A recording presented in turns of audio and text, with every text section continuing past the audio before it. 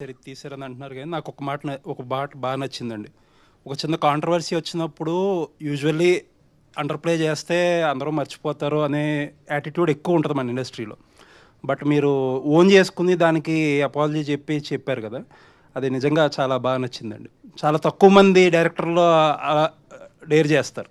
Thank you sir. పైగా issue కూడా అలాంటిది. నాకైతే ఆ ఒక్కటే నచ్చలేదు sir. Thank you sir. Thank you sir. కారణం ఏంటంటే ఒక పాత్ర ఒకలాగా ప్రవర్తిస్తుంది అనేది అది దర్శకుడు ఊహ.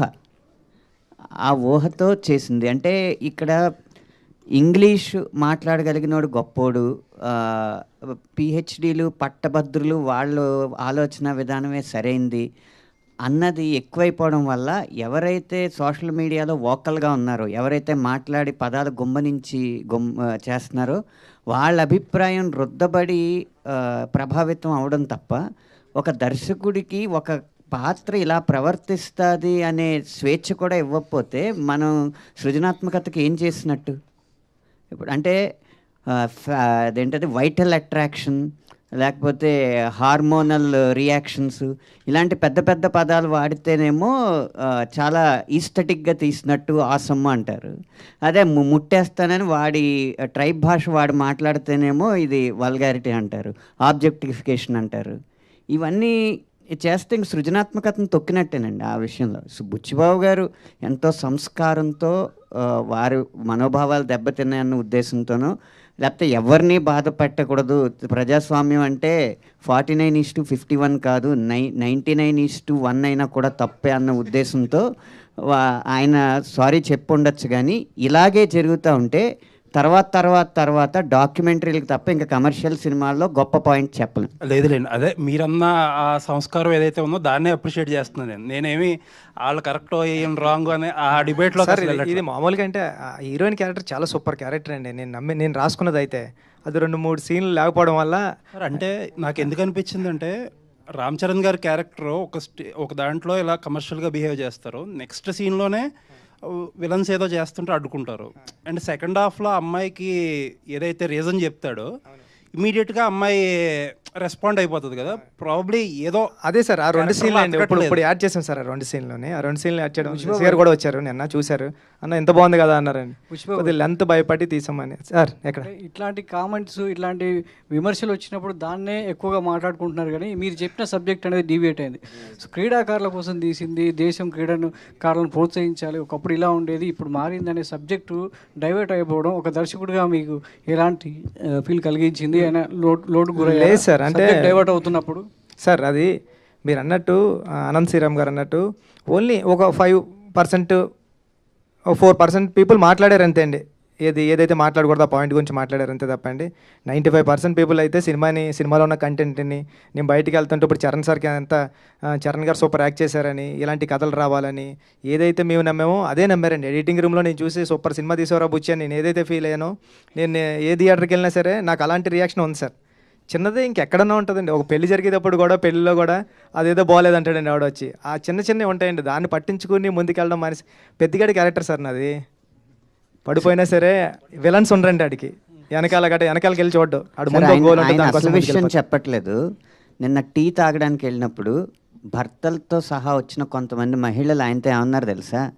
మీరెందుకు సార్ సారీ చెప్పారు, మాకేమంత ఇబ్బంది అనిపించలేదు, మిగతా సినిమాలు అన్నిటికంటే కూడా చాలా పద్ధతిగానే ఉంది, మీరు అంత ఎందుకు స్పందించారు, అంత సారీ ఎందుకు చెప్పారు అని అడిగారండి మహిళలు. శశి గారు ఈ సినిమా అంటే ఆంధ్రాలో చూసుకుంటే కనుక చాలా ఎక్సెప్షనల్ రెవెన్యూస్, అంటే ఊహించిన దానికన్నా ఎక్కువ చేసింది. బట్ నైజాం పరిస్థితి ఏంటి సార్? నైజాం ఎలా ఉంది, ఎంతవరకు అనుకుంటున్నారు? మీరు ఊహించిన దానికన్నా ఉందా, రీచ్ అయిందా, ఇంకా ఎక్కువ ఉందా? సార్ సినిమా అంటే ఒక మంచి మోటివేషన్గా తీసిన సినిమా, ఈ జనరేషన్కి కరెక్ట్ నీడ్ ఉన్న సినిమా ఇదండి. సో ఖచ్చితంగా ఒక మంచి ఒక మోటివేషన్ సినిమా ఇంత కమర్షియల్గా పే చేయడం అనేది ఇంతవరకు హిస్టరీలో లేదండి. ఇదే ఫస్ట్ ఫిలిం. కానీ మనం అందరం ఏంటంటే మేజర్గా అంత ఈ రోజుల్లో మీరు చూస్తే మొన్న కూడా వీడియోల్లో ఇన్స్టాలో చూపిస్తూ ఉన్నారు, ఒక పిల్లోడు పైనుంచి దూకేస్తున్నాడు, ఇంకోరు వచ్చి, అంటే ఆ వీడియోస్ అంతా చూస్తే భయంగా ఉంటుంది. కానీ ఈ సినిమా ఏం చెప్పింది మెసేజ్? ఒరే నీకు లైఫ్లో కష్టం అనేది కంపల్సరీ వస్తుంది, దాన్ని నువ్వు ఎంత మెలకుగా దాన్ని ఓవర్కమ్ చేస్తావు అనేది జీవితం. ఇప్పుడు అందులో ఈ సినిమా ఏంటి, ఈ రోజుల్లో సెల్ఫిష్ తప్ప ఎవరు పక్క ఊరు గురించి పట్టించుకోవటం లేదు, పక్కింటోడి గురించి పట్టించుకోని రోజులు ఇవి. కానీ ఈ సినిమా ఏం చెప్పారు, ఒక ఊరి కోసం అతను నా ప్రేమించిన అమ్మాయిని వదిలేశాడు. అంటే ఆ ఊరి కోసం, అంటే కాలు తీసుకోవటం అనేది అది చిన్న విషయం కాదు సార్, అది ఎవరు చేయలేరు.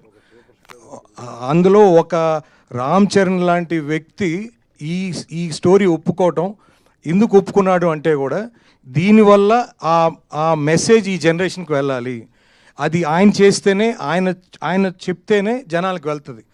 అది ఈ సినిమా మోటివేషన్ అండి.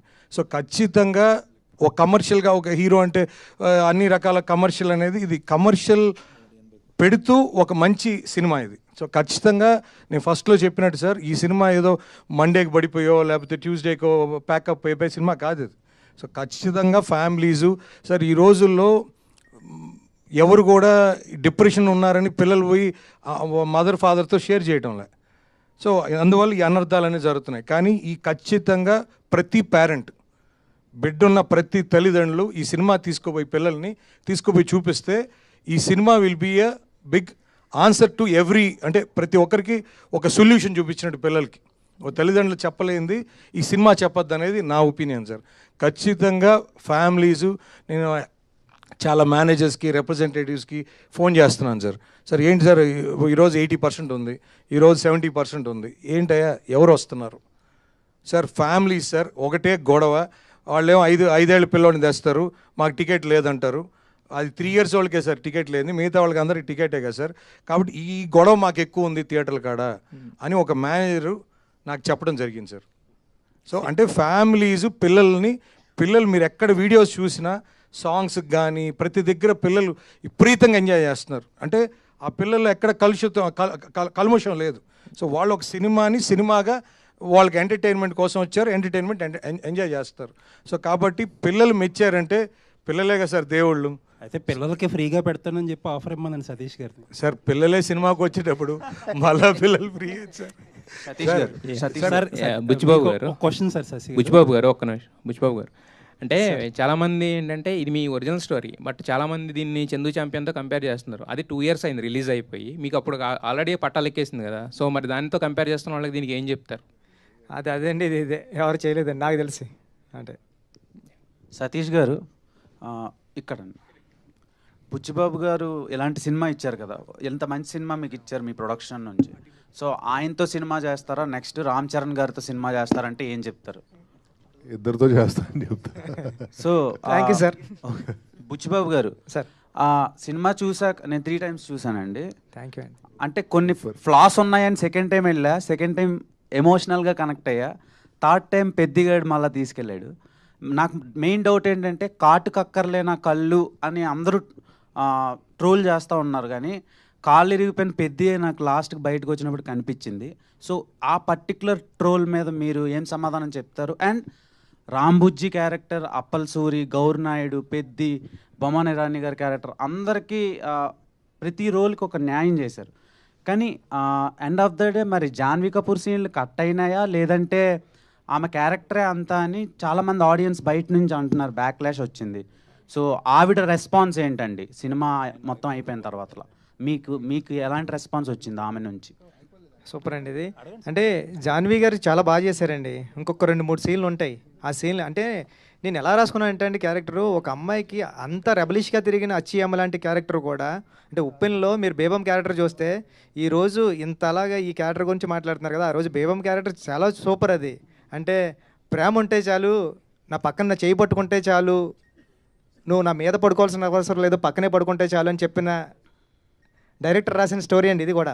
అంటే నేను ఏం చెప్తున్నా అంటే అచ్చి అమ్మ కూడా ఎలాంటిదంటే రెబలిష్గా చూడడానికి మగరాయిల్లో ఉంటుంది, కానీ ఎవరో ఆ అమ్మాయిని నైట్ ఎఫెక్ట్లో నైట్ ఫైట్ టైంలో కట్ చేసిన తర్వాత ఆ అమ్మాయి చాలా సెన్సిబుల్ అయిపోయి హీరోయిన్ అయిపోయిన తర్వాత అలాంటి అమ్మాయి కూడా ఎవరో చీకట్లో ముద్దు పెట్టాడని హీరో తెలిసిన తర్వాత హీరోకి వచ్చి చీకట్లో ముద్దు పెట్టాడు ఆడిని తీసుకొచ్చి కొడతావా అంటే, హీరో ముద్దు పెట్టింది హీరో అని తెలిసిన తర్వాత ఆడు చచ్చాడో బతికాడో తెలీదు, అలాంటోడు కోసం మెల్లో తాళి కట్టేసుకున్న అమ్మాయి వాళ్ళ నాన్నతో ఏం చెప్తుంది, ఏ ఆడపిల్ల కన్నా పెళ్ళాడితే మొగుడేమో, అమ్మకి ప్రేమిస్తే కూడా మొగుడేనా అని అంత రౌండ్ అప్ చేసి దాంట్లో 1-2 సీన్లు మిస్ అవ్వడం వల్ల అలా అనిపించింది సార్. అది ఇప్పుడు ఒక 2 సీన్స్ వచ్చేస్తున్నాయి బుధవారం నుంచి. ఆ అమ్మాయి క్యారెక్టర్ ఎలా ఎలివేట్ అవుతుందో చూద్దామండి. జాహ్నవి గారికి థ్యాంక్ యూ.